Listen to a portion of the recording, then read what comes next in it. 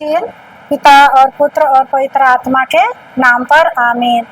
धन्यवाद पिता परमेश्वर, धन्यवाद पवित्र आत्मा, धन्यवाद यीशु। आज के सुंदर दिन के लिए आपको बहुत बहुत धन्यवाद देते हैं प्रभु। आज हम सबों को तूने इस जगह पर आने में तू सहायता किया और आपके वचन की रहस्य को सीखने के लिए हम सबों को आज पवित्र आत्मा के द्वारा मदद कर रहे हैं। धन्यवाद देते हैं प्रभु।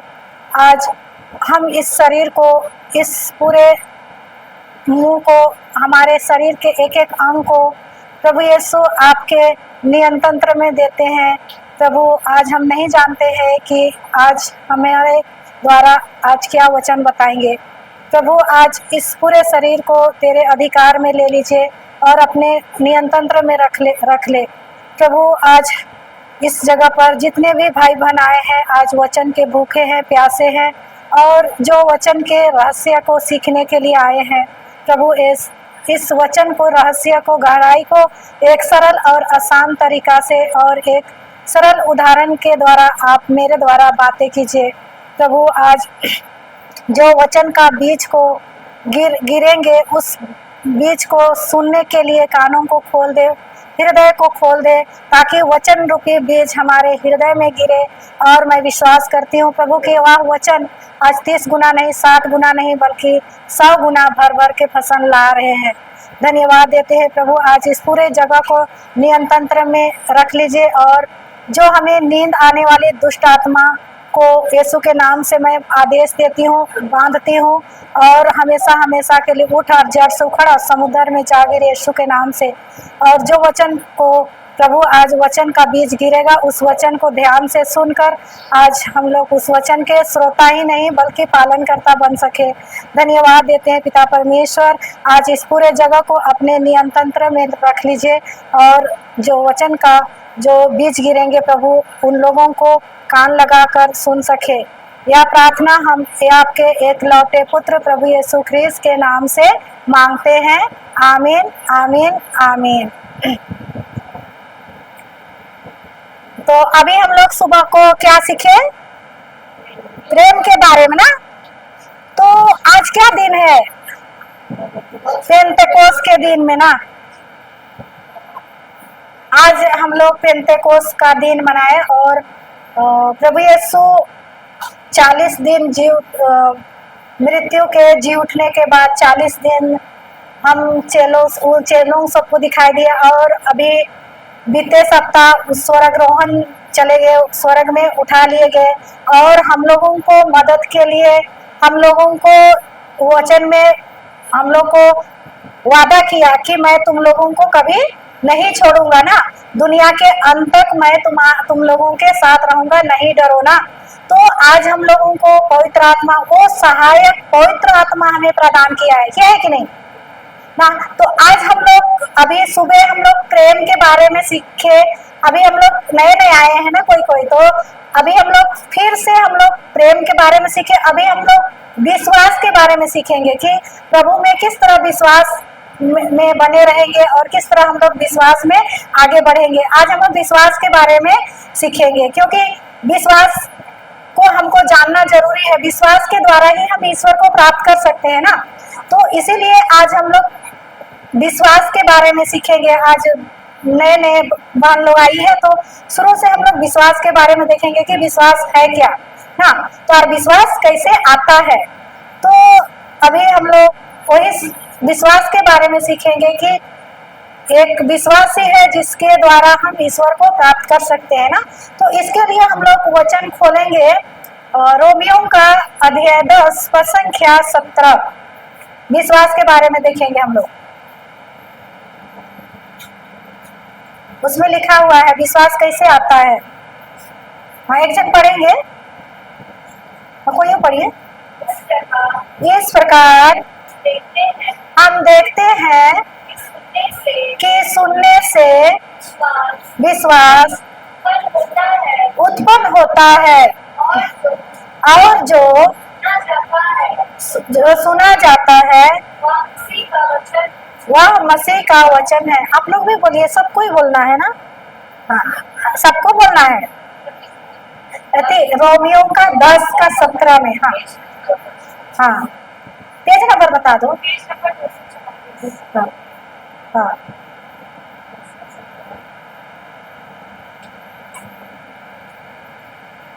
मिला। हाँ, तो आप पढ़िएगा और इसके पीछे पीछे सब दूर आएंगे हम लोग साथ में।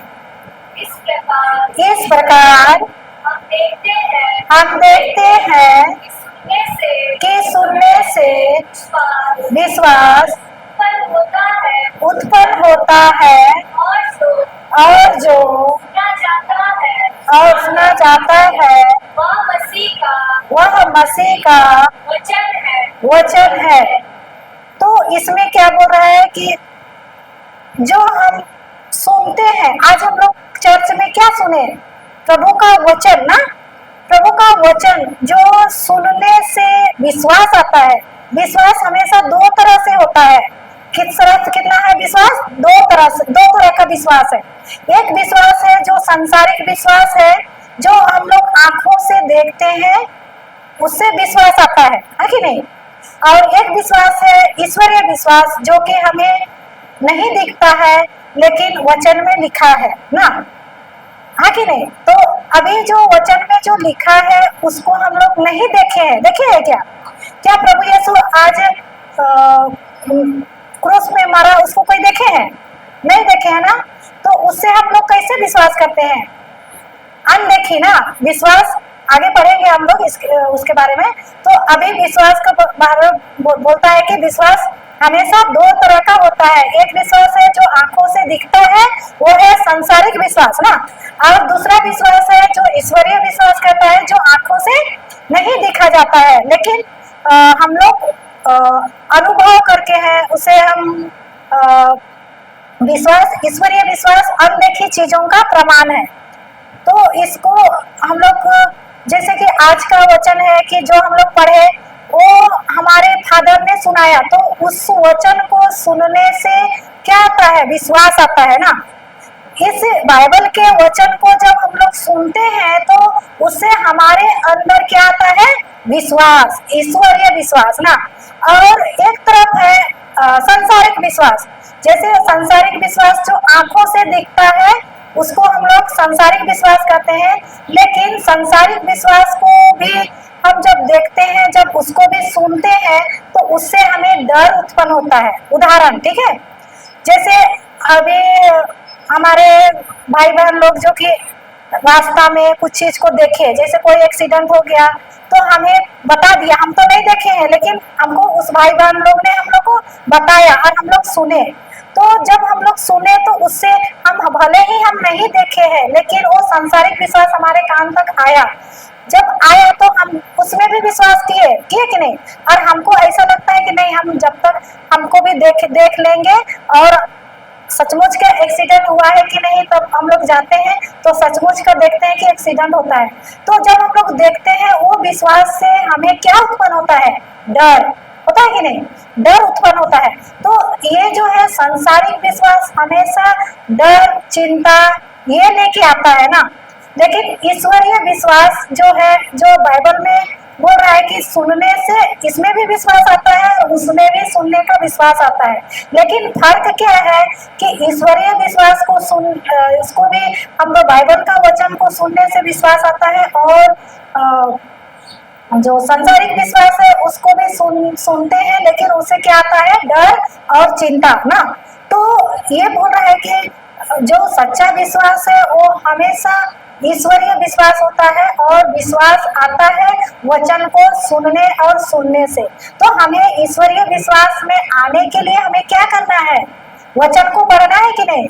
वचन को पढ़ना है, और वचन को सुनने से और सुनने से बढ़ेगा। अगर हमारा विश्वास आ गया वचन को, और अगर हम प्रार्थना करना छोड़ दिए 1 हफ्ता 2 हफ्ता और वचन भी नहीं सुनते हैं, तो हमारे विश्वास बढ़ेगा कि घटेगा? क्यों? क्योंकि हमें जो विश्वास का, जो हमें रोज दिन हमें सुनना है उसको नहीं सुन पाते हैं, तो विश्वास का जो है वो नीचे लेवल में जाते जाएगा, नीचे गिरते जाएंगे हम लोग ना। और हमारे अंदर कौन एंट्री मारते जाएगा? डर ना। तो इसीलिए विश्वास करता है कि हमको जितना हमारे अंदर में विश्वास बढ़ाना है उतना ही हमें वचन को सुनना और सुनना ना। तो इसीलिए हमें बाइबल बताता है कि हमें अगर ईश्वरीय विश्वास चाहिए, सच्चा विश्वास चाहिए, तो हमें वचन को करना है। और विश्वास यहाँ बोला है कि विश्वास सुनने से आता है।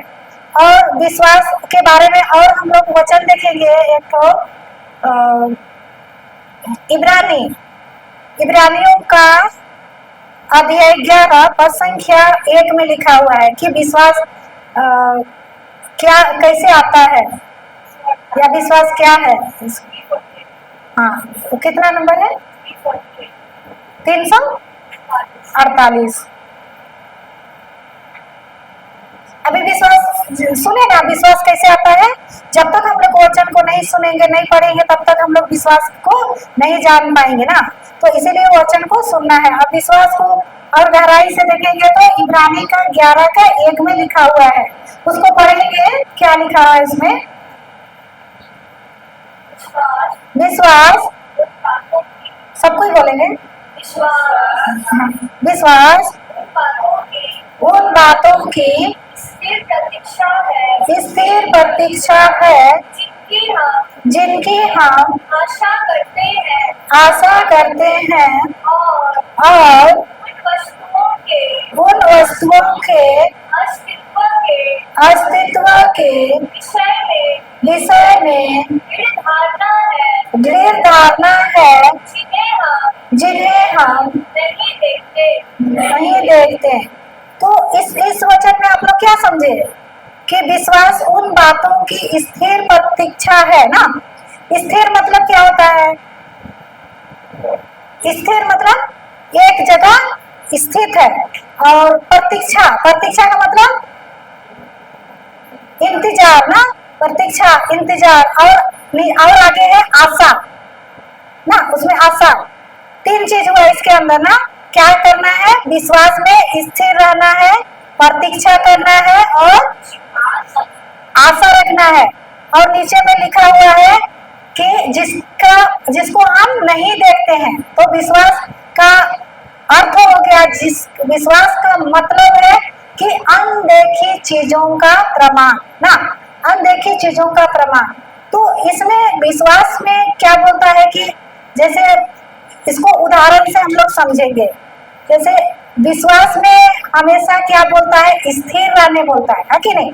स्थिर, प्रतीक्षा और इंतजार, आशा। ठीक है। अब विश्वास उदाहरण मैं बताती हूँ, जैसे इसको समझने के लिए।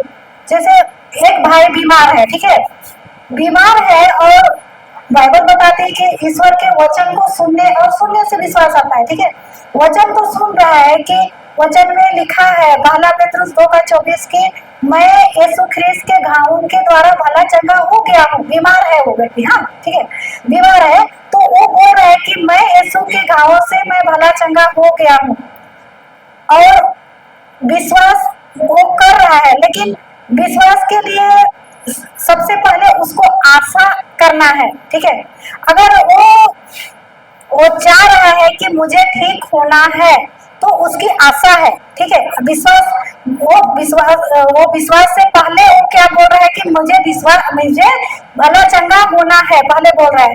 तो आशा जो रहेगा तभी विश्वास काम करेगा। ठीक है, ये जो आशा है वो एक भाई है और विश्वास भी एक भाई है, दोनों जुड़वा भाई है। ठीक है, किसी भी व्यक्ति को अभी विश्वास करने से पहले उसको जब तक उसको आशा नहीं आएगी तब तक उसके जीवन में विश्वास काम नहीं करेगा। उदाहरण, जब वो बीमार है तो वो अगर आशा नहीं करता है कि हमको भला चंगा होना है, हमको भला चंगा होना है, अगर वो आशा करता है तो उसके जीवन में विश्वास काम करेगा।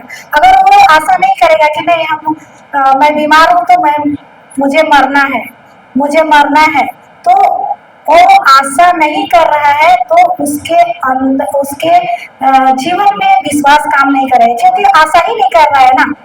जब आशा करेगा तब तो विश्वास उसके जीवन में काम करेगा। तो इसीलिए हमको अगर विश्वास हमारे जीवन में करने से पहले हमको आशा करना है कि नहीं, जो प्रभु वचन में लिखा है वो सत्य है, और वो जब मैं उसे करूंगा तो वो मुझे ना जीवन में लागू होगा ही होगा। तो उसको आशा से पहले आना है, आशा के बाद में ही वो विश्वास उसके जीवन में कार्यान्वित होगा। जब वो भाई बोलेगा कि नहीं आशा नहीं है उसके अंदर में, तो बोले कि नहीं हमको तो ठीक नहीं होना है, हमको तो मरना है, तो वो विश्वास काम करेगा उसके जीवन में क्या?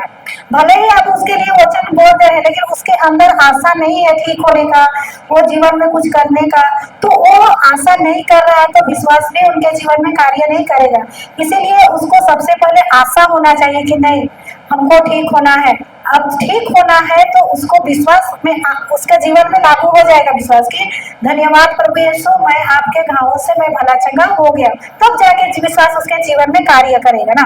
तो अभी ये जो है विश्वास, तो अभी अनदेखी चीजों का प्रमाण, विश्वास हमेशा जैसे वो नहीं दिखता है ना। जैसे और एक उदाहरण देते हैं, हम लोग का अभी खेती बाड़ी का समय है, सब फसल हमारे आशा कर रहे हैं हम लोग कि इस बार का धान का खेती हम लोग अच्छी तरह से करेंगे, तो हमारी आशा है कि नहीं है? आशा है। तो अब हम लोग आशा कर रहे हैं कि हमारा इस बार का फसल अच्छी से अच्छी हो, यह कह के हम आशा कर रहे हैं। हम आशा कर रहे हैं और हमारा विश्वास भी उसमें लागू हो रहा है, लेकिन हमारे जो विश्वास जो कर रहे हैं वो अभी स्थिर है। स्थिर का मतलब हम जो सोचे हैं वो हमको पहले से हम सोच लिए हैं ना, और उसको कल्पना में हम देख लिए हैं कि हम इतना फसल लगाएंगे और हमको इतना मुनाफा होगा। हम पहले ही देखेंगे, उसको कल्पना में देखे कि नहीं देखे। जैसे मेरे पास 15 खेत है, तो 15 खेत में मैं इस बार 10 केजी का धान करेंगे लगाएंगे, तो उसमें हमको 4-5 क्विंटल या ज्यादा जितना हमको चाहिए उतना हम कल्पना करके उसको हम देख लेते हैं पहले। लेकिन हुआ है क्या? अभी नहीं हुआ है, वो अस्तित्व में आया भी नहीं है, लेकिन हम कल्पना की आंखों से उसको हम देख लिए हैं, और उसको हम ना उसका हम उसको पूरा और हम कल्पना में उसको देख लिए हैं, लेकिन उसको हकीकत में आने के लिए हमारी जो सोच है, हमारी जो कल्पना है वो स्थिर रहेगा। स्थिर है नहीं कि वो होगा तो होगा, तो इसीलिए वो बीच में शुरू में है कि स्थिर है। और प्रतीक्षा मतलब हम उसका इंतजार कर रहे हैं 12 महीना तक ना, नहीं 6 महीना तक ना, दिसंबर तक हम उसका इंतजार कर रहे हैं। तो इंतजार कर रहे हैं और वो अस्तित्व में नहीं था, लेकिन हम कल्पना में उसको देख लिए पहले, जब दिसंबर आने तक वही हमको मिल जाएगा। अस्तित्व में नहीं था, लेकिन अभी दिसंबर महीने में उतना ही फसल जो था वो आ गया। तो विश्वास का मतलब यही है कि जो हमें अनदेखी चीजों का प्रमाण, जो हमें नहीं दिखता है, लेकिन हम कल्पना से, हम आत्मिक आंखों से हम उसको देख लेते हैं और विश्वास करते हैं कि नहीं वो हो चुका है ना। जैसे फसल हम लोग किए ना, तो हम उसको जितना इतना लगाएंगे तो वो होगा ही होगा, और हमारा स्थिर है, प्रतीक्षा है, इंतजार है, और अस्तित्व में नहीं है, वो हो चुका है। ठीक है, तो यही है विश्वास की, हमारा ईश्वरीय विश्वास हमेशा अनदेखी चीजों का प्रमाण होता है। तो हमें विश्वास, अभी विश्वास टिका है, ये है ईश्वर विश्वास के द्वारा ही ये संसार चल रहा है ना। तो ईश्वरीय विश्वास हमेशा अनदेखी चीजों का प्रमाण, जो हमें चाहिए उसको हमें पहले से ही कल्पना के बना के रखना है, और वो हकीकत में अस्तित्व में वो बाद में आता है कि नहीं। तो इसीलिए विश्वास, ईश्वरीय विश्वास इसीलिए कहता है कि जो हमारे प्रभु यीशु आया था, लेकिन हम लोग कोई देखे नहीं थे, लेकिन हम लोग कैसे उसको विश्वास करते हैं? जो लिखा है वचन में, लेकिन वचन में हम पढ़ते हैं और उसे कल्पना की आंखों से देखते हैं कि हाँ प्रभु यीशु आया था और मेरे लिए क्रूस में गया। तो हम लोग क्या देखते हैं? उसको कल्पना की आंखों से देखते हैं, और वही कार्य हमारे जीवन में आने लगता है। ठीक है, तो अभी हम लोग जैसे बीमार होते हैं, तो हम लोग विश्वास में टिके रहते हैं कि हाँ, कि प्रभु ने वचन में लिखा है कि जो वचन में लिखा है वो पूरा होगा और हो गया है कि मैं यीशु के कोड़े खाने से भली चंगी हो गई हूँ। लेकिन हम आंखों से मैं विश्वास में आत्मिक आंखों से मैं देख रही हूँ कि मेरे घाव भले चंगे हो गए, लेकिन शारीरिक जो आंखों जो सांसारिक विश्वास है वो हमेशा दिखाता है कि देखो कहाँ बेस हुआ है, कहाँ ठीक हुआ है, वो तो तुम्हें दर्द दे ही रहा है। क्योंकि वो क्या करता है, वो हमें अंदर ही अंदर हमारे से मन से आक्रमण करता है, मन से बोलता है कि नहीं तुम तो बोल रही है कि मैं यीशु के घावों से भली चंगी हो गई हूँ, लेकिन तुम्हारे शरीर में तो अभी भी दर्द है, अभी भी चल नहीं पा रही हूँ। क्योंकि ये मन की जो मन में आक्रमण करता है और वो सांसारिक विश्वास होता है कि नहीं चंगी अभी चंगी नहीं हुई है, अभी चंगी नहीं हुई। तो हमारे विश्वास की लड़ाई अंदर ही अंदर होती है ना। तो इसीलिए हम लोग को बोल रहे कि नहीं, प्रभु ने जो लिखा है कि जो भी मेरे मुख से निकला है वो पूरा किए बिना नहीं होगा, वो होगा ही होगा। तो उससे हमको अड़े रहना है ना। तो इसीलिए हमें विश्वास को जानने के लिए हमको सबसे पहले विश्वास की गहराई तक जाना है कि नहीं हमको प्रभु ने कर दिया है, और उसके प्रेम को भी जानना है कि नहीं प्रभु यीशु मेरे लिए क्रूस में सब कुछ कर दिया है ना।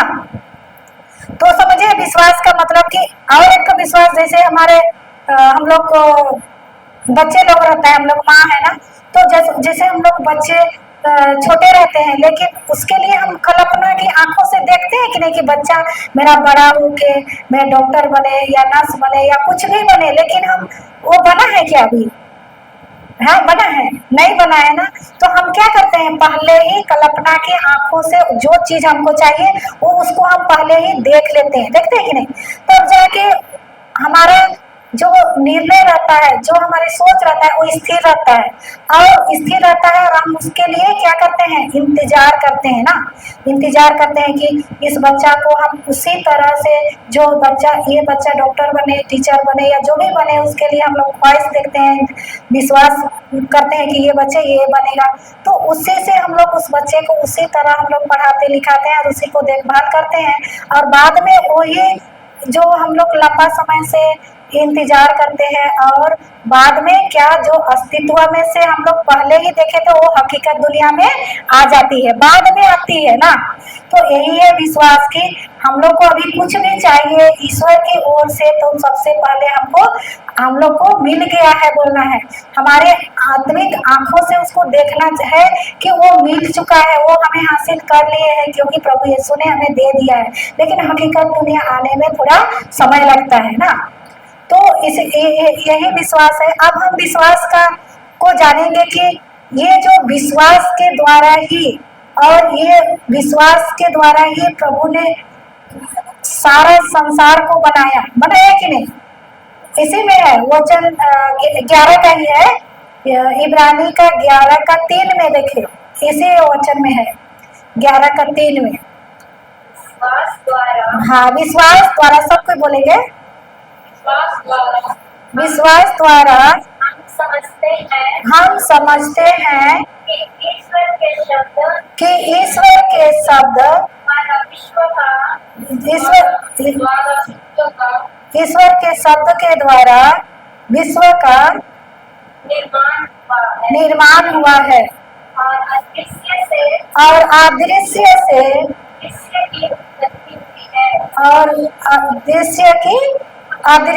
दृश्य की उत्पन्न हुई है। तो यही बोल रहे हैं ना कि प्रभु ने किसके विश्वास के द्वारा ही ईश्वर ने अपने वचन के द्वारा इस विश्व का क्या किया है, निर्माण किया है कि नहीं। मतलब जो अदृश्य है, अदृश्य का मतलब क्या होता है, जो दिखाई नहीं देता है, अदृश्य से दृश्य का सृष्टि हुआ है, यही ना बोल रहा है वचन। आगे पर पढ़िए वचन। विश्वास द्वारा हम समझते हैं कि ईश्वर के शब्द के द्वारा विश्व का निर्माण हुआ है, और अदृश्य से दृश्य की उत्पत्ति हुई है। तो ये जो बोल रहा है कि विश्वास यही बोलता है कि हमेशा जो प्रभु बोल रहा है कि उसके विश्वास के द्वारा ही इस संसार के उसके वचनों से उत्पन्न हुआ है। और प्रभु आप दृश्य वस्तु को भी दृश्य में लाया है कि नहीं?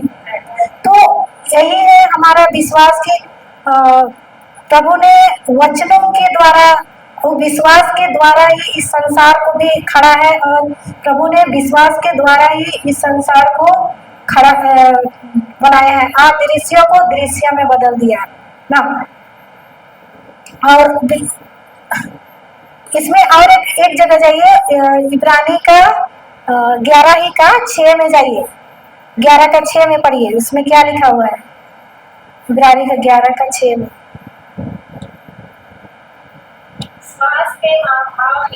विश्वास के अभाव में कोई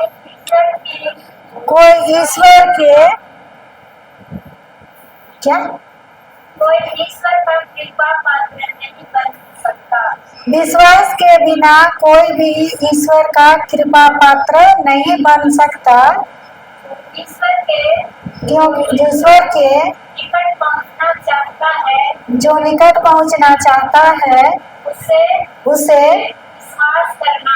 उसे विश्वास करना है कि ईश्वर है, और वह उन लोगों का कल्याण करता है जो उसकी खोज में लगे रहते हैं। तो इसमें वचन में क्या कह रहा है कि विश्वास के अभाव में, क्या बोल रहा है? विश्वास के अभाव मतलब क्या हुआ? विश्वास के अभाव मतलब विश्वास के बिना ना, विश्वास के बिना ईश्वर का कोई भी कृपा पात्र नहीं बन सकता। हम लोग अच्छा काम करेंगे जीवन में, लेकिन प्रभु बोलता है कि अगर हम प्रभु में विश्वास नहीं करेंगे, प्रभु के कार्यों पर अगर हम विश्वास नहीं करेंगे, तो उसके अभाव में हम ईश्वर का कृपा पात्र नहीं बन सकते, बोलता है। तो इतना इस विश्वास का महत्व है, क्योंकि विश्वास के बिना हम प्रभु के कुछ भी हम उसको प्रसन्न नहीं कर पाएंगे, बोल रहा है ना ये वचन, कि ईश्वर विश्वास के अभाव में कोई भी ईश्वर का कृपा पात्र नहीं बन सकता। अगर हमें ईश्वर तक पहुंचना है तो हमें विश्वास करना है कि ईश्वर है ना। बहुत लोग हम लोग अभी ज्ञान में इतना बढ़ गए हैं कि सब कुछ मनुष्य से हो पा रहा है, सिर्फ जान देने नहीं सक रहे हैं, इसलिए बोलते हैं कि हम ही मनुष्य ही भगवान बन गया है, बोलते हैं ना। और सब चीज मतलब मनुष्य के हाथों में हो गया है, सब कुछ कर लेते हैं, जैसे सब चीज कर पा रहे हैं, सिर्फ एक तो क्या नहीं देने पा रहे हैं? आत्मा ना, जीवन। मृतकों में से नहीं जिला पा रहे ना, जीवन नहीं डाल पा रहे हैं।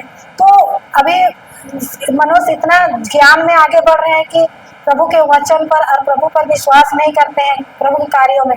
लेकिन इसमें प्रभु तुम कितना भी कार्य करोगे, कितना भी महान कार्य करोगे, लेकिन प्रभु वचन में बोलता है कि विश्वास के अभाव में कोई भी ईश्वर को प्रसन्न नहीं कर पाएगा और ना ही उसका कृपा पात्र बन सकता है। यही ना वचन बोल रहा है ना।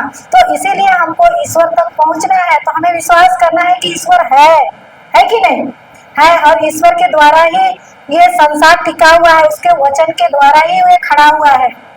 तो सबसे ज्यादा, और हम लोग को विश्वास के बिना हमें ईश्वर का कोई भी चीज जो स्वर्ग से है, वो अदृश्य है, उसे हम कोई भी चीज को हमारे जीवन में नहीं ला सकते हैं। चंगाई भी देखो, हमारे जीवन में जो भी प्रभु के राज्य से अगर लेना है तो सबसे पहले हमें, हमारा सबसे पहला एक चाबी है, तिजोरी का चाबी यही है, विश्वास का ना। और परमेश्वर का राज्य हमेशा वो विश्वास से चलता है, ठीक है। अगर हमें चंगाई चाहिए, हमारे जीवन में सफलता चाहिए, प्रभु से हमें जो भी चाहिए, अगर हमारे अंदर अगर विश्वास नहीं है तो हम नहीं ले सकते हैं, क्योंकि प्रभु के राज्य का मेन चाबी विश्वास ही है ना। परमेश्वर के राज्य से हमें कुछ लेना है तो हमें विश्वास का सीखना पड़ेगा। विश्वास कैसे आता है, विश्वास के द्वारा हम कैसे प्रभु तक पहुंच सकते हैं। तब जाके प्रभु का राज्य की हर चीज को हम हासिल कर सकते हैं। क्योंकि ये वचन साफ साफ बोलता है कि विश्वास के बिना कोई भी ईश्वर के कृपा पात्र भी नहीं पा सकते हैं और ईश्वर के राज्य से कुछ हमें हासिल नहीं हो सकता है। इसीलिए विश्वास बहुत जरूरी है ना। तो अब हम लोग देखेंगे जैसे हमारे अब्राहम ना, विश्वास का पिता किसको माना जाता है? अब्राहम को ना। तो वो हम लोग का पिता क्यों माना जाता है विश्वास का? अब्राहम हमारा विश्वास का, विश्वासियों का पिता कहा जाता है।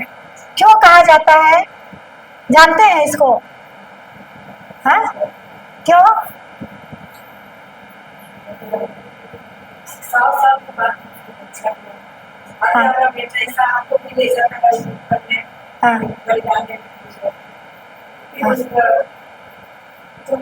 बहुत से राष्ट्र का पिता का नाम है, वो होता है अपना बेटा को पिता आप फिर भी विश्वास करते हैं बहुत से राष्ट्र का पिता। फिर वो जब कहता है तो उसके बाद में जब छिपा लगा तो सब होने की कोशिश हुआ वो इसके विश्वास वो राष्ट्र का पिता विश्वास बढ़ेगा। तो उसके पास कुछ दिख रहा था क्या शुरू में? हाँ, तो विश्वास का पिता इब्राहिम, अब्राहम का उदाहरण है हमारे लिए ना। वो उदाहरण है क्यों? क्योंकि अब्राहम का उस समय उसका कोई बेटा नहीं था, लेकिन परमेश्वर उसे प्रतिज्ञा किया था कि मैं तुम्हें बालू के कणों की तरह तुम्हारे वंशकों को बढ़ाऊंगा, आकाश के तारों की तरह तुम्हारे पुत्र तुम्हें दूंगा। लेकिन जब उसको बोला गया था उस समय उसके सामने कुछ नहीं दिख रहा था ना, कुछ भी नहीं दिख रहा था। सारा के गर्भ मरा हुआ था ना, उसका पूरा क्या हुआ था? मरा हुआ था। वो माँ, वो उसको बोला गया था कि तुम कभी माँ नहीं बनोगी और तुम्हारा गर्भ मरा हुआ था उसका। लेकिन अब्राहम का विश्वास था कि जो प्रभु प्रतिज्ञा किया है वो देगा ही देगा बोल के उसका विश्वास का, उसको 75 साल में उसका वो किया गया था और 25 साल उसका इंतजार किया, खड़ा रहा विश्वास में। उसके जो परमेश्वर हमसे वादा किया है वो देगा ही देगा। वचन में उसका विश्वास क्या था?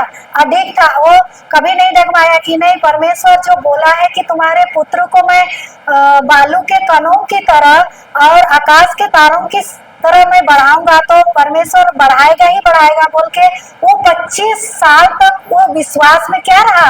अडिग रहा। सामने कुछ नहीं दिख रहा था। वो उसके सारा तो उसका गर्भ मरा हुआ था ना पूरा, तो अगर दिखने में तो वो बुढ़ी थी ना, लेकिन उसका विश्वास में इतना वो खड़ा रहा, मजबूत रहा कि वो उसका इंतजार का फल उसको मिलता है बाद में ना। अस्तित्व में था वो ना, हकीकत में आते हैं ना 25 साल के बाद में। क्या हम लोग इतना साल रुक सकते हैं क्या? हम लोग देखो विश्वास, इसीलिए वो विश्वास का पिता कहता है। हम लोग को इसका उदाहरण दिया जाता है कि देखो वो इतना उसके सामने उसका जीरो जैसा दिख रहा था, कुछ भी उम्मीद नहीं था उसके जीवन में, लेकिन भी वो अडिग बना रहा कि वो प्रभु बोला है तो बोला है। और वो रात के समय वो तारा को देखता है कि बाप रे मेरा बेटा इतना होगा बोलता है, और बालू में ऐसा चलता है तो उसका गड़ता है पैर बालू में, ऐसा रेत में, तो बाप रे मेरा बच्चा इतना है ऐसा कहता है। वो क्या करता था? विश्वास की आंखों से वो देखता था वैसा ना। तो हम लोग जब हम लोग को कुछ बताया जाता है कि ये करो ये करो, लेकिन हम लोग थोड़ा समय के लिए हम लोग अड़े रहते हैं और बोलते हैं कि अरे नहीं होगा नहीं होगा बोल के कुछ ही समय के लिए हम लोग क्या होते हैं? टूट जाते हैं। तो हम लोग को इसीलिए उदाहरण दिया गया है कि नहीं, जो अब्राहम से हम लोग को सीखना है कि जो प्रभु ने बोला है उसका मुख से जो शब्द निकला है वो पूरा किए बिना कभी नहीं टलेगा ना। तो इसीलिए अब्राहम बोलता है, अब्राहम से हम लोग को सीखना है कि विश्वास होगा, विश्वास में ढेर बने रहना है कि हाँ होगा तो होगा। और हम लोग थोड़ा सा वचन बोलते थक जाते हैं कुछ ही समय के लिए, कुछ ही महीना के लिए, कभी कभी होने का तो अंदर से पवित्र आत्मा कार्यशील रहता है, लेकिन बीच में हम लोग क्या करते हैं? डगमगा जाते हैं, छोड़ देते हैं, और जो विश्वास उत्पन्न हुआ है और प्रार्थना भी करना छोड़ देते हैं, वचन भी सुनना छोड़ देते हैं और जीरो में आ जाते हैं ना। तो इसीलिए और वही जगह देखिएगा, योहन का सुसमाचार अध्याय 20 पद संख्या 25 में देखिए, योहन का, उसमें और एक जन का, उसमें हम लोग को बोलता है कि हम लोग अब्राहम के जैसे हैं कि थॉमस के जैसे हैं, थॉमस का चर्चा किया गया है। योहन का सुसमाचार अध्याय 20 पद संख्या 25 में लिखा हुआ है।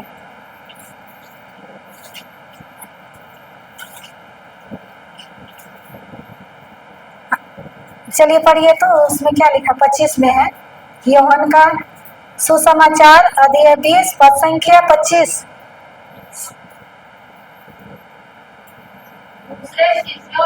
दूसरे शिष्यों को बोलेंगे, उससे कहा हमने प्रभु को देखा है। हमने प्रभु को देखा है। उसने उत्तर दिया जब तक मैं उनके हाथों में कीलों का निशान ना देख लूं,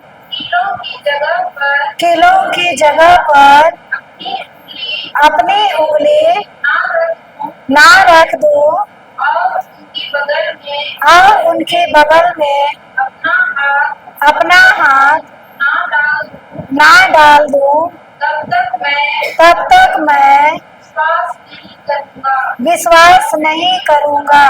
तो क्या बोल रहा है थॉमस कि जब तक मैं अपनी आंखों से नहीं देखूंगा यीशु को। और शिष्य लोग, बहुत लोग प्रभु दर्शन दिया, तो उस समय थॉमस नहीं था उस समय ना, तो थॉमस कहीं गया हुआ था, तो थॉमस आता है और सब चेले लोग, उसके शिष्य लोग बताते हैं कि मैंने प्रभु को देखा। तो थॉमस क्या बोलता है कि तुम लोग तो देखा, लेकिन मैं विश्वास नहीं करूंगा कि प्रभु मृतकों में से जी उठा, जब तक हम उसके क्या मैं कील में एती में हाथ नहीं रखूंगा, बदन में ना उंगली नहीं डालूंगा, नहीं छूऊंगा, तब तक अपनी आंखों से मैं देख नहीं लूंगा, तब तक हम विश्वास नहीं करेंगे, ऐसा बोलता है ना। तो हम लोग क्या है, थॉमस जैसा है कि इब्राहिम जैसा है हमारा विश्वास।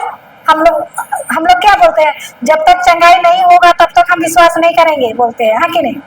तो हमारा थॉमस भी क्या बोलता है कि अभी जब तक नहीं देखेंगे तब तक हम विश्वास नहीं करेंगे। तो हम लोग भी कभी कभी थॉमस बनते हैं ना, हमारे जीवन में चंगाई आएगा तभी हम विश्वास करेंगे, नहीं तो हम नहीं करेंगे।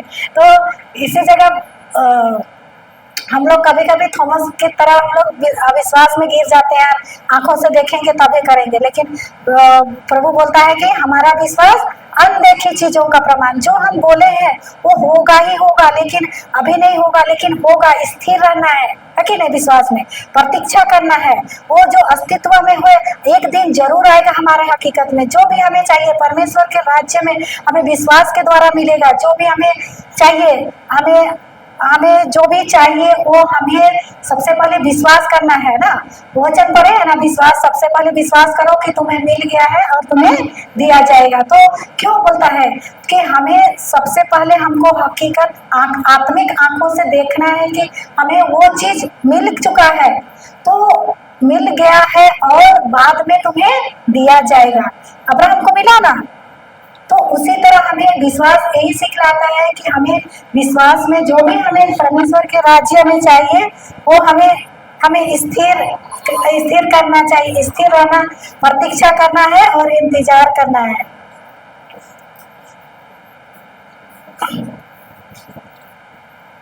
समझ गए ना। देखो विश्वास को हमको जब तक हम नहीं समझेंगे तब तक परमेश्वर के राज्य की चीजों को नहीं ले पाएंगे। इसीलिए पहले बोलता है कि तुम पहले विश्वास करो कि तुम्हें मिल गया है और तुम्हें दिया जाएगा। तो हमें जो भी परमेश्वर के राज्य में चाहिए, अभी हमें चंगाई चाहिए तो परमेश्वर ने हमें चंगाई दिया है कि नहीं। तो उसको हम लोग जैसे दिया है और हम विश्वास करते हैं, तो उसे हमें क्यों बार बार बोलना पड़ता है, हाँ? जैसे हम लोग अभी जैसे हमारा शरीर में तकलीफ है, हमारा शरीर में कोई दर्द है, ठीक है, तो हमें विश्वास है कि प्रभु ने हमें दे दिया है, लेकिन हमें बार बार क्यों बोलते हैं, हमको क्यों बोलना पड़ता है हम लोग को वचन को? जानते हैं क्यों वचन बोलना पड़ता है? जैसे धन्यवाद प्रभु यीशु, मैं आपके घावों से भली चंगी हो गई हूँ, एक ही बार बोल देने से ठीक चलता, लेकिन हमें क्यों बार बार बोलता है? विश्वास को बढ़ता है, विश्वास बढ़ता है। वचन बोलने से हाँ, विश्वास, वचन बोलने से विश्वास बढ़ता है। हाँ, विश्वास में अडिग रहते हैं। हमको विश्वास है कि प्रभु ने हमारे लिए कर दिया है ना, 2000 वर्ष पहले क्रूस में सब चीज कर दिया है। हमारे हृदय तो विश्वास कर रहा है, ठीक है, ये विश्वास तो कर रहा है कि प्रभु मेरे लिए सब कुछ कर दिया है, लेकिन हमारे मन है कि मानता नहीं है कि नहीं? ये जो मन है वो हमेशा संदेह का रखता है। जब कोई भी तकलीफ आता है ना तो तुरंत मन तो हृदय में विश्वास है कि प्रभु ने मेरे लिए कर दिया है, कर दिया है, कर दिया है, लेकिन ये मन ना हमेशा क्या करता है, संदेह लाता है। वो शंका करता है कि नहीं, ये जो कर दिया है तो तुम्हें क्यों तकलीफ है। ये हमारे मन में क्या लाता है, संदेह लाता है। क्या लाता है, संदेह लाता है, शंका लगता है, शक लाता है कि नहीं ये नहीं किया है। तो ये जो इसको मन जो हमेशा चंचल रहता है, और ये मन जो हमेशा, ये जब हमारे मन हमेशा जब खाली रहता है ना तो शैतान का घर होता है, नहीं तो इसीलिए वचन को इसीलिए बार बार बोलने के लिए बोला जाता है, ताकि मन शांत रहे ना। अगर हम वचन नहीं बोलना शुरू कर देंगे, बंद कर देंगे, अगर प्रभु ने तो मेरे लिए कर दिया है कि हम मुंह बंद करके चुप रहेंगे ना, वचन को बार हम नहीं बोलेंगे ना, तो ये मन में आक्रमण होगा, मन खाली रहेगा ना। मन को भरने के लिए, मन को शांत रखने के लिए ही बार वचन बोला जाता है, कि ताकि मन ये कहे कि हृदय कह रहे हैं कि मुझे चंगाई मिल गया है, लेकिन मन नहीं मानता है, बार संदेह करता है। इसीलिए वचन को हमको बार बोलना पड़ता है, ताकि मन इसको सबक मिले कि तुम कर दिया है प्रभु ने। हम हमेशा हमारे मन और आत्मा से अंदर ही अंदर लड़ाई होता है कि नहीं? सबके साथ होता है, हम लोगों के साथ भी होता है। हम लोग जितना वचन में रहते हैं उतना हम लोगों में क्या होता है, हमारे अंदर ही लड़ाई होता है, बाहर के तो छोड़ो, होता है कि नहीं? हम लोग विश्वास कर रहे हैं, विश्वास में चल रहे हैं, लेकिन ये इसमें आता है सबसे कि नहीं वो गलत है, वो सही है। हृदय कहता है कि नहीं ये सही है, लेकिन मन कहता है कि नहीं ये सही नहीं।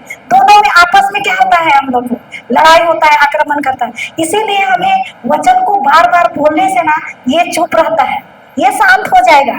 देखो मन इतना क्या बोलते हैं, तीव्र गति से चलता है। कभी हम लोग महसूस किए हैं, अगर हम लोग एकांत में रहते हैं, शांत में रहता है, तो मन, हम लोग एक ही जगह बैठे हैं, लेकिन मन कहाँ का घूर के आ जाता है, दिल्ली बम्बई कहाँ न कहाँ का सोच चल जाता है कि नहीं मन।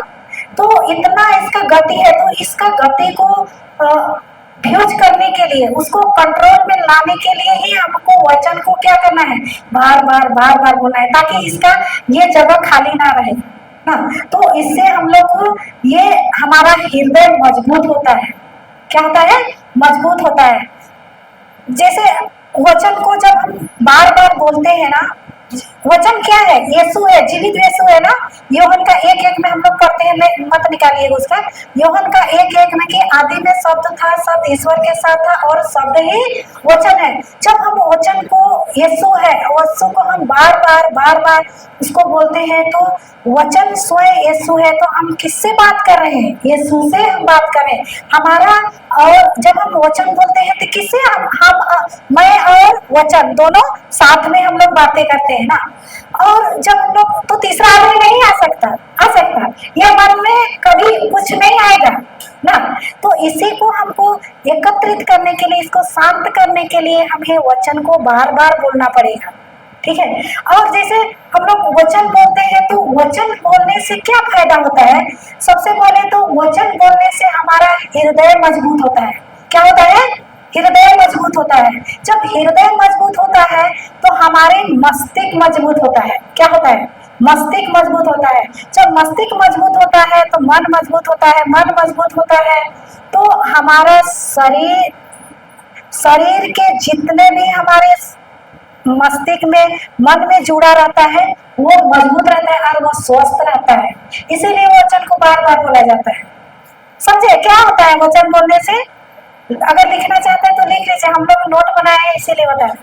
वचन बोलने से हृदय मजबूत होता है, हृदय हृदय मजबूत होता है तो मन मजबूत होता है, मन मजबूत होता है तो मस्तिष्क मजबूत होता है, मस्तिष्क मजबूत होता है तो हमारा पूरा शरीर स्वस्थ रहता है। इसमें किसी को और जगह नहीं मिलता है ना, ना तो चिंता आ सकता है, ना तो डर आ सकता है, और ना ही कोई चीज आ सकता है, क्योंकि हम किससे जुड़े रहते हैं? प्रभु के वचन में, प्रभु में हम डूब जाते हैं। तो तीसरा आदमी का कोई जगह नहीं होता है, हमें और प्रभु ना, जब वचन को बार बार बोलने से। इसीलिए हम लोग को जब काम करते हैं फिर भी वचन बोलिए, जब कुछ भी करते हैं तो वचन ही बोलिए, ताकि तीसरा आदमी का जगह ना मिले। उसमें कोई चिंता, डर, कोई टेंशन, कोई कुछ भी नहीं आएगा उसमें ना। तो इसीलिए हम लोग को वचन बोलने का फायदा है, और वचन से हमको शांति, और हमारा मन में कोई तीसरा आदमी आक्रमण नहीं कर पाएगा ना। अब जाएंगे उत्पत्ति ग्रंथ अध्याय 1 का 1 में जाएंगे, निकालेंगे उसमें कैसे विश्वास के द्वारा प्रभु किया।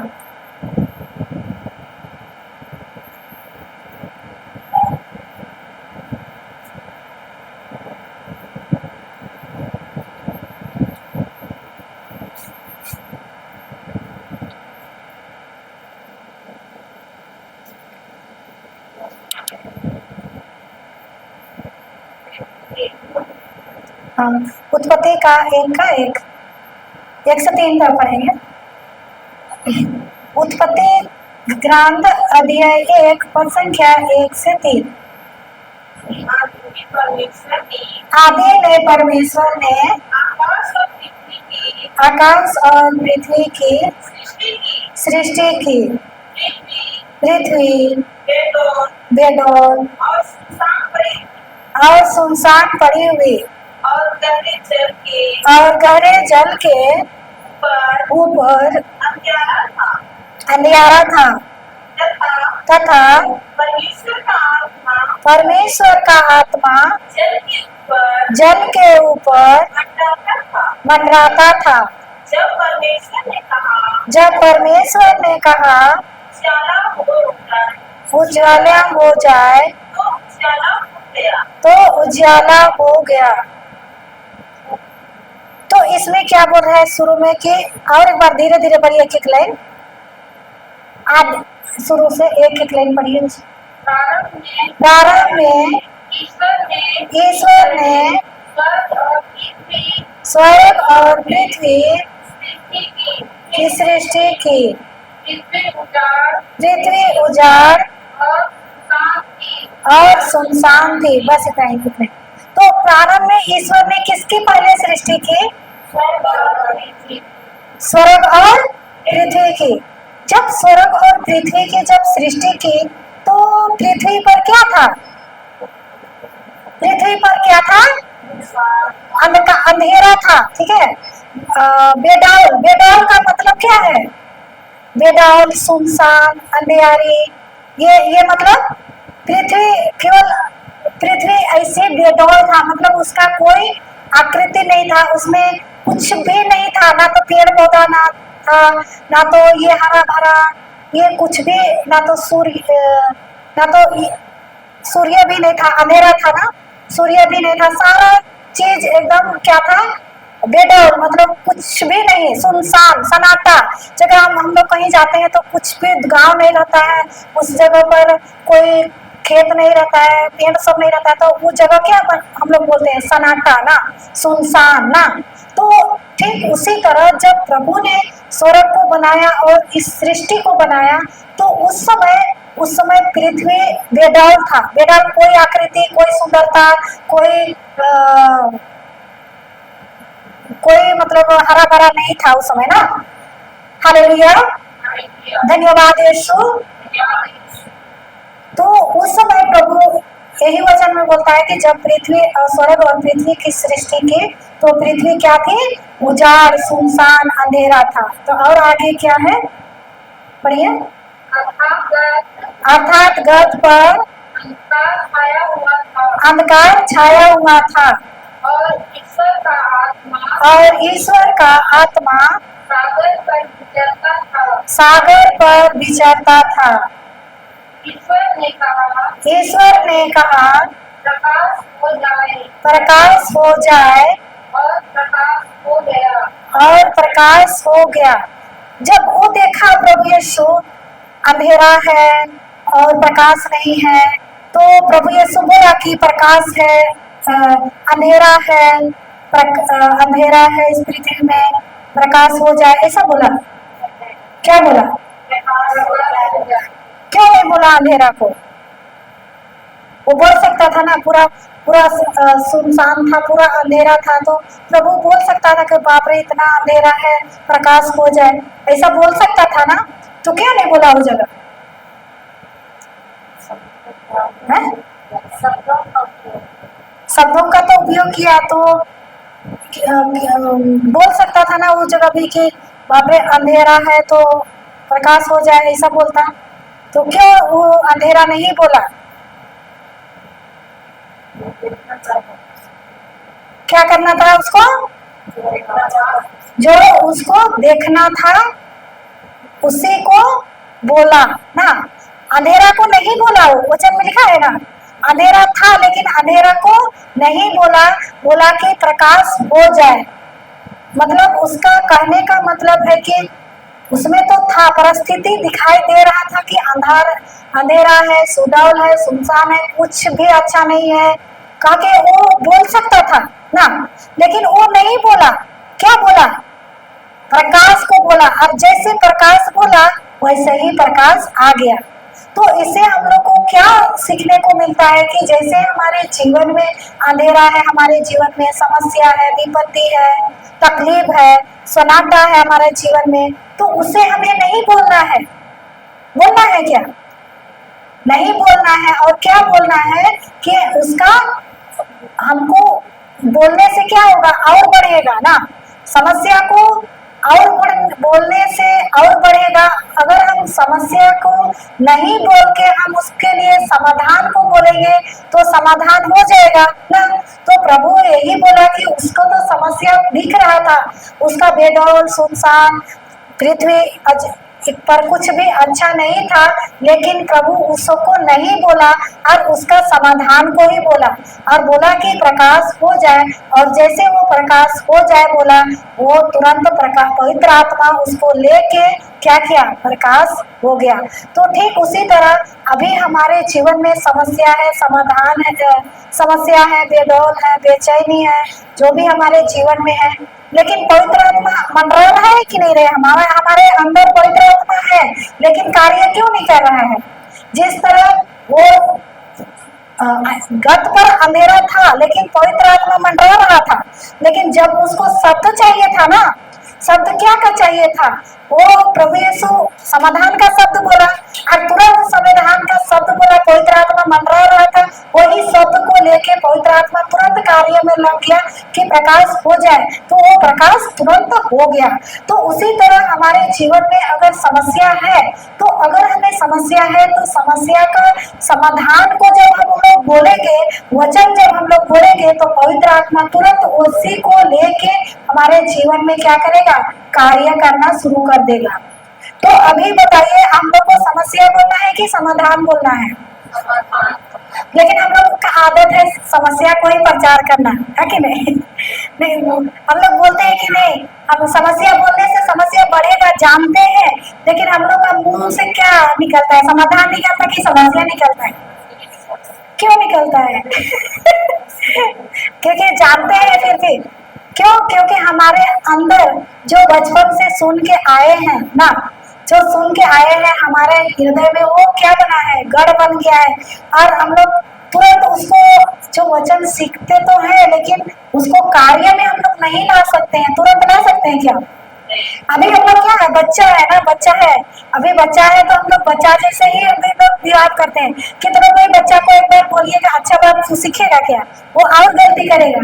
तो हम लोग उसी तरह अभी हम लोग आत्मा में बच्चे हैं ना, प्रभु के पास आए हैं आत्मिक रूप में, छोटे बच्चे हैं। तो अभी हम लोग आत्मिक दुनिया में आत्मिक ज्ञान में आए हैं, तो तुरंत हम लोग के अंदर वो नहीं बैठ पाएगा, क्योंकि हम लोग पहले से क्या को जो दिखता है और जो समस्या है उसी को बोल बोल के हम लोग अपने अंदर क्या बनाए हैं, उसको गढ़ बनाए हैं।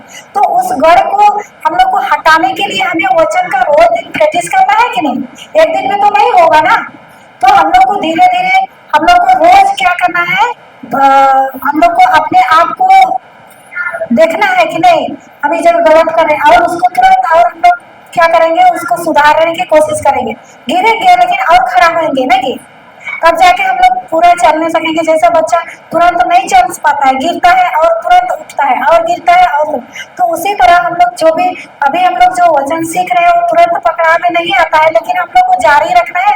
हम लोग कदम कदम पर कि नहीं हमको चलना है, कोई बात नहीं, गिरते हैं तो फिर खड़ा होना है, और गिरते हैं तो और खड़ा होंगे बोल के हम लोग धीरे धीरे धीरे धीरे आगे बढ़ेंगे। तो एक दिन ऐसा समय आएगा कि हमसे कोई गलती नहीं होगा ना, एक ही बार में नहीं होगा, धीरे धीरे कोई भी चीज एक लगातार नहीं हो पाता है, क्योंकि हम लोग मनुष्य स्वभाव से हम लोग कमजोर हैं।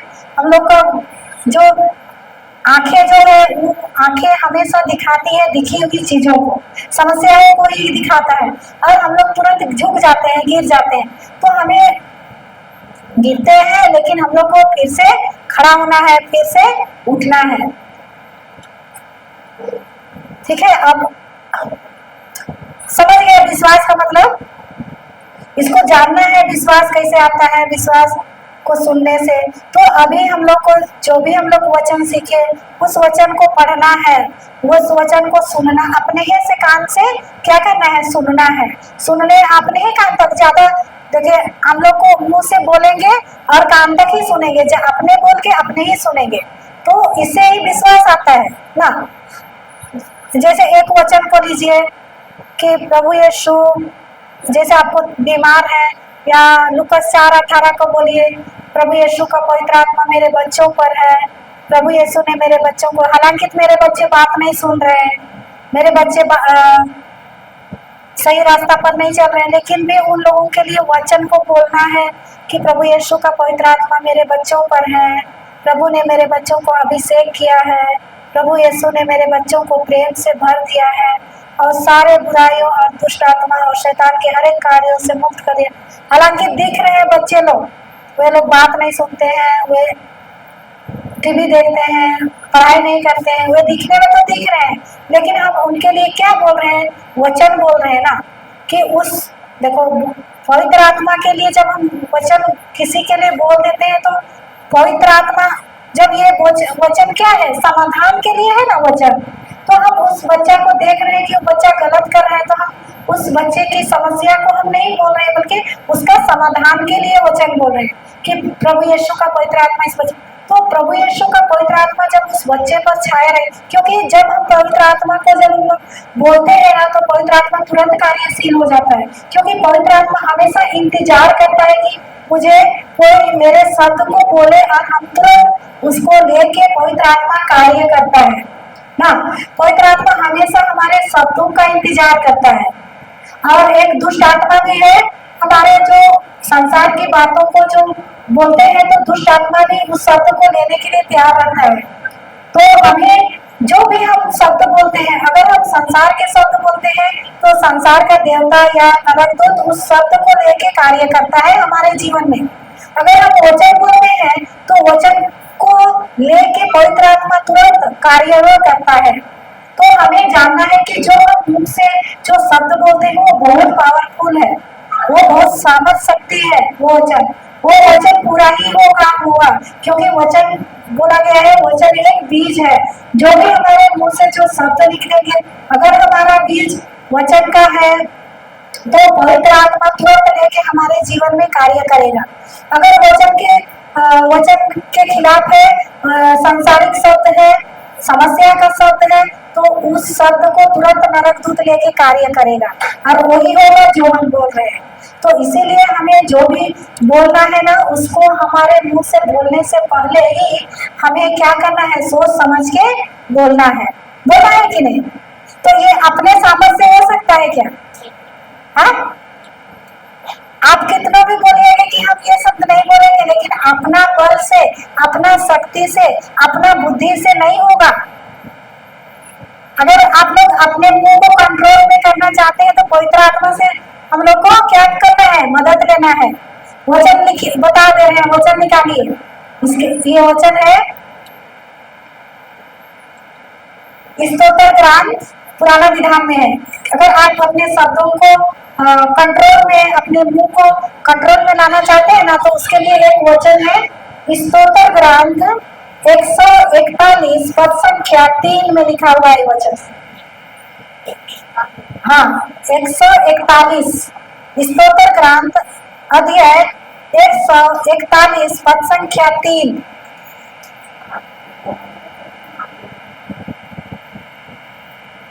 इसको हम लोग डेली बोलना है, ये वचन को। छोटा सा है वचन, बोलिए तो, पढ़िए तो उसमें। प्रभु मेरे मुख पर तारा बैठा, मेरे ओठों के द्वार की रखवाली कर। और आगे, मेरे हृदय को बुराई की ओर झुकने ना दे। मैं दूसरों के साथ अधर्म ना करूं और उनके बोझों में सम्मिलित ना हो। ये इतना ही है ये वचन। उसमें 3 पद है ना, कि 4 पद पढ़े हम? 4 पद पढ़े ना। तो शुरू में क्या बोल रहा है ये वचन?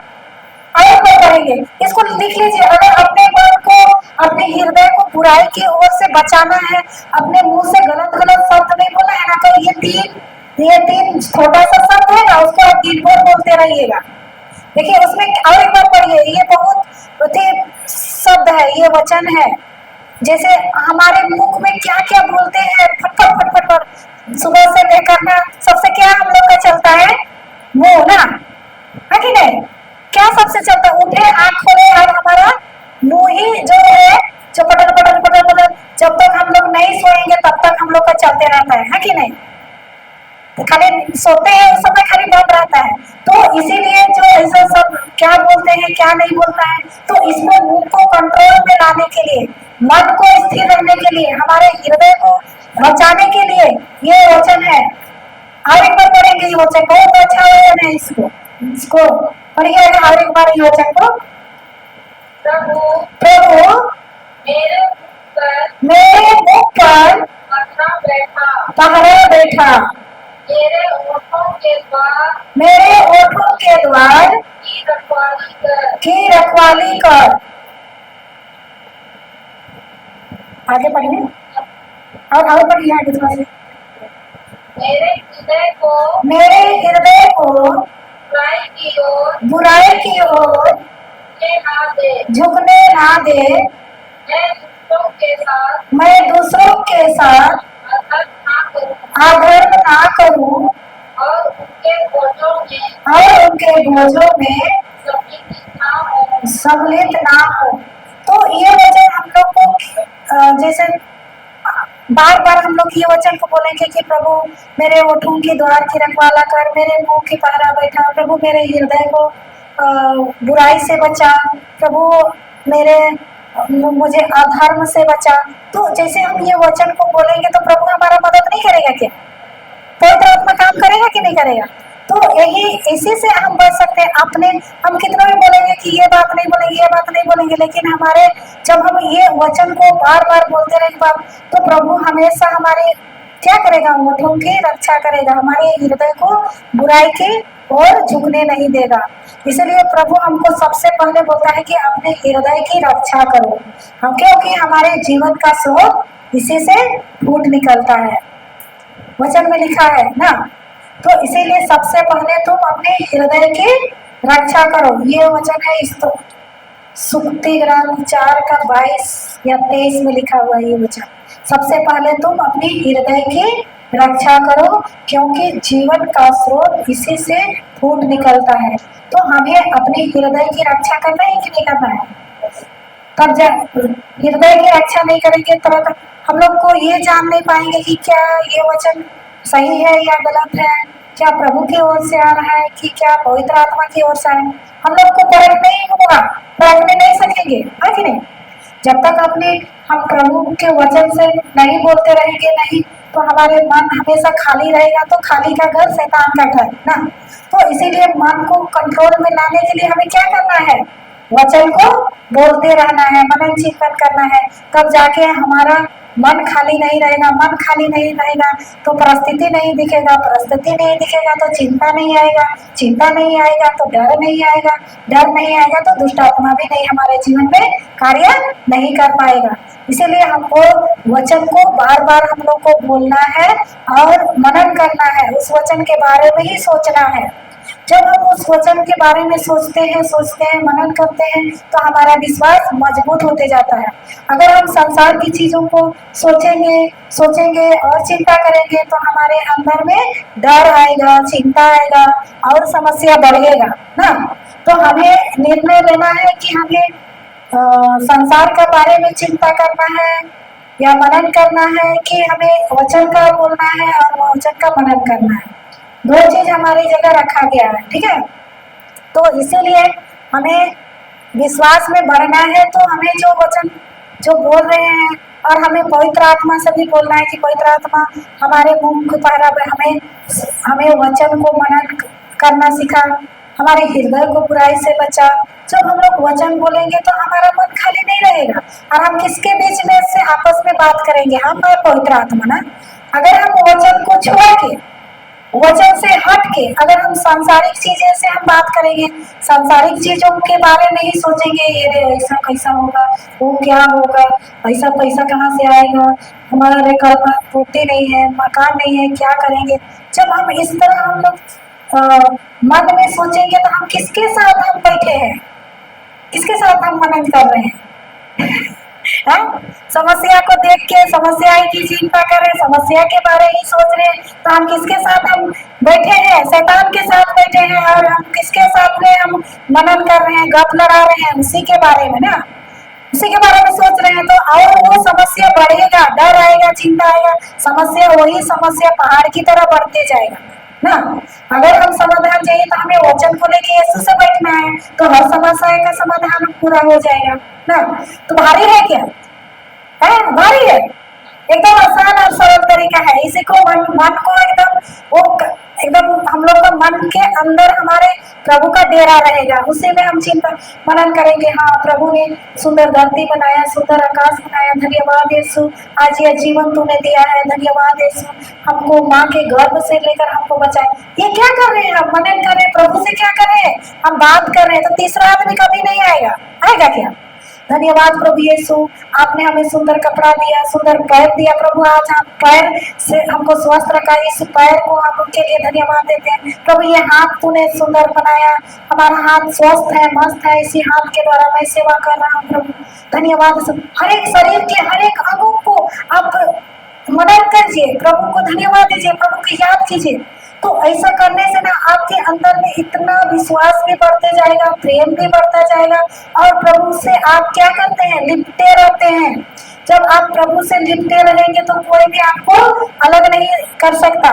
प्रभु यीशु वचन में कौन जगह लिखा है कि प्रभु के प्रेम से ना तो मुझे मृत्यु अलग कर सकता है, ना तो नरक दूत अलग कर सकता है, ना मुझे तलवार अलग कर सकता है, ना क्या लिखा हुआ है इसमें, वही वचन में कितना में है उसको याद नहीं आ रहा है, लेकिन वो लिखा हुआ है कि प्रभु के प्रेम से मुझे कोई अलग नहीं कर सकता, मृत्यु भी अलग नहीं कर सकता हमको ना। तो हम लोग जब इस तरह मनन करते रहते हैं, जब अकेले घर में रहते हैं, तो यही सब सोचते रहिए, सुनते रहिए, कभी वो चिंता नहीं आ सकता, परिस्थिति कभी नहीं दिखेगा, क्योंकि हमारे मन में वचन बना हुआ है, मन चिंतन कर रहे हैं। तो वो मन हमारा हमेशा प्रभु को लिपटे रहेगा, प्रभु को मनन करते रहेगा, याद करते रहेगा, वचन बोलते रहेंगे ना, मुंह भी चलते रहेगा। तो उसके लिए तीसरा व्यक्ति का कोई जगह नहीं आएगा।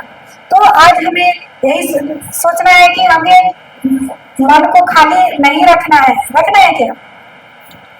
अभी घर जा रहे हैं तो अभी जो वचन एको तो अभी तो इतना वचन बताया गया, एको तो वचन तो आप लेके जा रहे हैं नहीं, आप नहीं सुन लेके जा रहे हैं ना कहीं एको तो वचन। तो जो वचन आपको हृदय में छुआ, सब तो नहीं छू सकेगा, लेकिन एको दो वचन छुआ ना। जैसे अभी हम लोग अच्छा अच्छा वचन बताए कि विश्वास के बारे में, और अभी जब तुरंत अभी बताया हमें मुंह को कंट्रोल में रखना है, तो प्रभु को बोलना है कि प्रभु मेरे मुख की रखवाला कर, प्रभु मेरे होठों की द्वार की रखवाला कर, प्रभु मेरे हृदय को बुराई की ओर झुकने दे, मुझे अधर्मियों से बचा ना। तो ये सब छोटा छोटा बात को लेके हम लोग जाएंगे हृदय में, और हमेशा यही बोलते रहेंगे, तो क्या वो तीसरा का आएगा? जब हम प्रभु के वचन को जब हम लोग बोलते हैं ना, तो शैतान कभी नहीं आ सकता ना, वो नहीं आएगा। तो इसीलिए हम लोग को वचन को जो भी सुने, जो भी सीखे, उसको हम लोग मनन करते रहना है, और उसके वो उसी के बारे में सोचते रहना है। जैसे आप लोग को मनन करने नहीं आ रहा है तो आकाश की ओर देखिए, प्रभु तुझको धन्यवाद, तूने कितना सुंदर आकाश बनाया प्रभु, बिना खंभा के सहारे प्रभु ना, ये भी तो मनन करना है ना। तो देखो हम लोग घर बनाते हैं ना, तो हम लोग कितना जगह खंभा दे दे के, बांस दे के टिकाते हैं, है कि नहीं, ताकि उसका क्या बोलते हैं इसको, नींव ना कहते हैं ना, नींव उसका खड़ा रहे, अच्छा मतलब इधर उधर ना के सपोर्ट दे के हम लोग मकान बनाते हैं। लेकिन प्रभु को याद कीजिए, प्रभु तूने आकाश बनाया लेकिन कोई जगह ठेबा नहीं लगा है कि नहीं, उसे किसी पिलर खड़ा किया है खड़ा करने के लिए। तो ये सबको याद कीजिए, प्रभु तू कितना सामर्थशाली है, प्रभु कितना तू शक्ति से भरा है, तू एक जगह सूर्य बनाया है प्रभु, वो भी कैसा जगह बनाया है कि वो लटका रहता है, कभी नहीं गिरता है। इस तरह आप सोच सोच के आप इसको क्या देख देख के आप बोल सकते हैं, ये भी मनन है कि नहीं है? प्रभु आज तारा को इतना सारा तारा बनाया है प्रभु, तो कितना सामर्थ से भरा है, एक तो तारा नहीं गिरता है कि नहीं, एक भी तारा नहीं गिरता है प्रभु, कितना तो अच्छा से बनाया है प्रभु। आज हर चीज को, पेड़ पौधा को बनाया प्रभु, ये नहीं गिरते हैं, कितना उसका जड़ मजबूत है प्रभु, कितना तुम महान है प्रभु। हर चीज को देखिए, आज प्रभु को देखने का नजर कीजिए, वही है मनन चिंतन करना, हर एक प्रभु के कार्य को देखना ना। और हर चीज जो गाय बैल भी दिखता है तो उसको भी बोलिए कि प्रभु धन्यवाद, तूने इस गाय बैल को के लिए भी तो चारा उगाता है, तो सबका पालन आ रहा है प्रभु। और रोड में जा रहे हैं तो गाड़ी चक्रा को भी देख रहे हैं, तो प्रभु धन्यवाद देते हैं प्रभु कि इस भाई बहनों को तो सही सलामत सुरक्षित ले जाता है, जहाँ ये लोग जाते हैं प्रभु, लोग तो रक्षक दूतों को सामने सामने दोनों सामने तो रक्षा करता है, सभी को तो प्रभु रक्षा करता है, और अपने अपने घर में तो पहुंचाता है। धन्यवाद प्रभु यीशु, तो कितना महान है प्रभु, तो सबों का ख्याल करता है। हम लोग कितना भी गलती करते हैं फिर भी प्रभु हमारे साथ रहता है, फिर भी हमें दंड नहीं देता है प्रभु, कितना भला है प्रभु। ये क्या है? ये मनन करना है ना, ये मनन करना है जो हमारे जीवन में बीत रहा है, उसके लिए हर बात के लिए धन्यवाद दीजिए, हर एक चीज के लिए। जब ऐसा कीजिएगा ना, ऐसा देख कीजिए ना, आपका मन कभी खाली रहेगा ही नहीं रहेगा, हर बातों के लिए।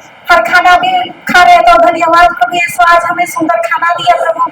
आज कितने लोग इस खाना के लिए तरस रहे हैं, कितने लोग ही खाना के लिए पसीना बहा रहे हैं, कितने लोग तरस रहे हैं प्रभु, लेकिन आज हमको इस सुंदर खाना दिया प्रभु, धन्यवाद देते हैं प्रभु। आज जो लोगों को खाना नहीं मिला वो लोगों को भी मिले प्रभु। ये क्या मेरा क्या बोल रहे हैं, ये मनन कर रहे हैं, ये क्या कर रहे हैं, उन लोगों के लिए घोषणा भी कर रहे हैं। तो ऐसा जब हम लोग देखते हैं सारे एक चीज के लिए, जैसे आप प्रभु के प्रेम में भरते जाइएगा, विश्वास में भरते जाइएगा, तो आप अकेले रहिएगा ना, तो ऐसा लगेगा कि भाई प्रभु के सामने बैठे हैं, आमने सामने बैठे हैं। आपको कोई मतलब अकेला कभी मत सोचो। जैसे कभी कभी रास्ता में जा रहे हैं, पैदल जा रहे हैं, अकेले जा रहे हैं, गाड़ी में जा रहे हैं, तो उस समय भी प्रभु का अनुभव कीजिए, प्रभु आप मेरे दाहिने में बैठे हैं, प्रभु मेरे तू अंदर में है, तू मेरे साथ रहता है प्रभु, हमें हर चीज तू पूरा करता है प्रभु। आज ठंडी ठंडी हवाएं दे रहा है प्रभु, आज कितने लोग हॉस्पिटल में पड़े हवा के लिए तरस रहे हैं, वेंटिलेटर ये सब क्या है? प्रभु की मनन चिंतन है, ये सब करते रहिए। कभी आपका इतना मनन आएगा ना कि कभी भी आपको माइंड नहीं होगा। अगर आपको कोई भी व्यक्ति कुछ भी बोलने जा रहा है ना, तो वो आपके अंदर में असर हो गया नहीं करेगा, क्यों? क्योंकि आप हमेशा किससे लेते रहते हैं? आप वचन में लिखा हुआ है कि हम प्रभु में हम मर चुके हैं और प्रभु मेरे में जिंदा है ना। गलाती का 2:20 में लिखा हुआ होगा ये वचन, मैं मर चुका हूँ और प्रभु मेरा में जिंदा है। गलाती का 2:20 में देखिए ये वचन होगा।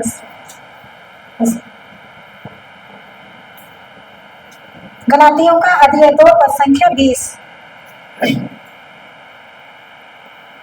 हालेलुया, धन्यवाद यीशु, धन्यवाद पवित्र आत्मा।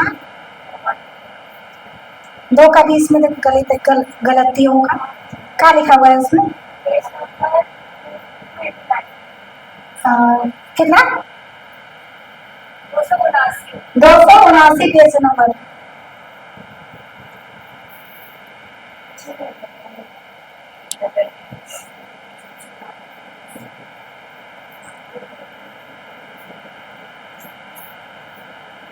क्या चलिए, मैं अब जीवित नहीं रहा बल्कि मसीह मुझ में जीवित है।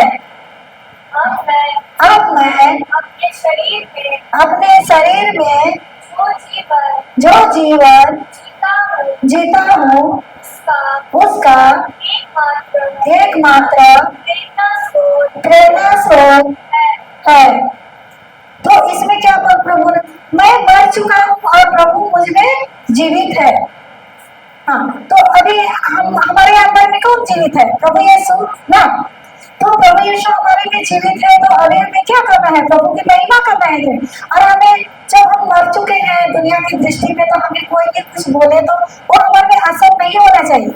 हमें क्रोध नहीं होगा, हमें गुस्सा भी नहीं आएगा, क्योंकि हम दुनिया की दृष्टि में यीशु के साथ हम लोग मर चुके हैं। जब यीशु को क्रूस में यीशु का मर गए यीशु, और तीसरे दिन दफनाए गए, उसी समय हम लोग भी दफनाए गए। और जब अभी प्रभु पुनर्जीवित हुए तो उसी समय हम लोग भी यीशु में, यीशु मुझ में जीवित है, यीशु हमारे अंदर जीवित है। तो अब हमें कुछ भी बोले हम लोग को असर नहीं होगा उन लोगों की बातों को, हमको हृदय से। क्योंकि जब कोई मरा हुआ कुत्ता है, उसको कितना भी लात मारे तो वो उसको असर होगा क्या? होगा? अगर होगा तो हम लोग जिंदा है। अगर हमें कोई व्यक्ति कुछ भी बोलता है, अगर हमें चोट पहुंचता है, अगर हमें गुस्सा आता है, तो हम अभी मरे हुए नहीं है, जिंदा है। हमें मरा हुआ है, उन्हें रहना है कि जिंदा रहना है? हमें यीशु में, हम दुनिया की दृष्टि में मर चुके हैं, तो हमें कोई भी कुछ बोले तो गुस्सा नहीं आना है। हम मर चुके हैं, यीशु मेरे में जिंदा है। तो जब हमें कुछ कोई बोलता है तो हमें गुस्सा नहीं होना है, बल्कि यीशु को यीशु को चोट पहुंचाता है, क्योंकि हमारे अंदर कौन है? यीशु है कि नहीं?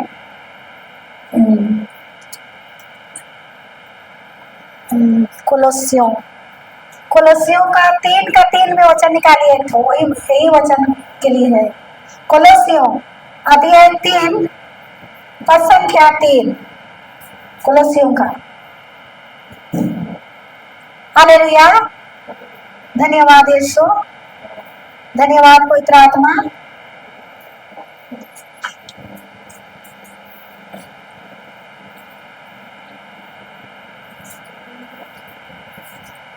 उसमें है 3 में 3, कोलोसियों का अध्याय 3:3।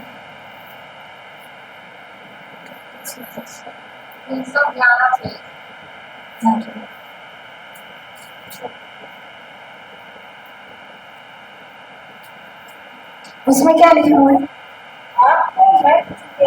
आप तो मर चुके हैं, आपका जीवन मसीह के साथ ईश्वर में छिपा हुआ है। तो हम लोग अभी जिंदा है कि मर चुके हैं? तो अभी हमें गुस्सा आता है, कोई कुछ बोल देते हैं, अगर गुस्सा आता है तो हम लोग मरे हुए नहीं है, जिंदा है। तो ये वचन क्या होता है कि आप तो मर चुके हैं और आपका जीवन यीशु के द्वारा मसीह में छिपा हुआ है। क्या लिखा हुआ है? ठीक है, उसमें और एक बार पढ़िए उसमें, कोलोसियों का 3:3।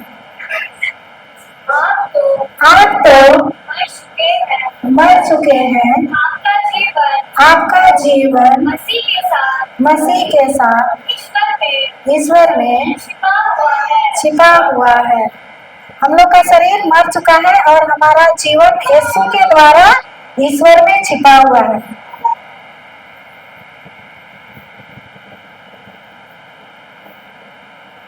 अब देखे ना वचन का। हाँ, तो हम लोग अभी क्या हुए हैं, मर चुके हैं हम।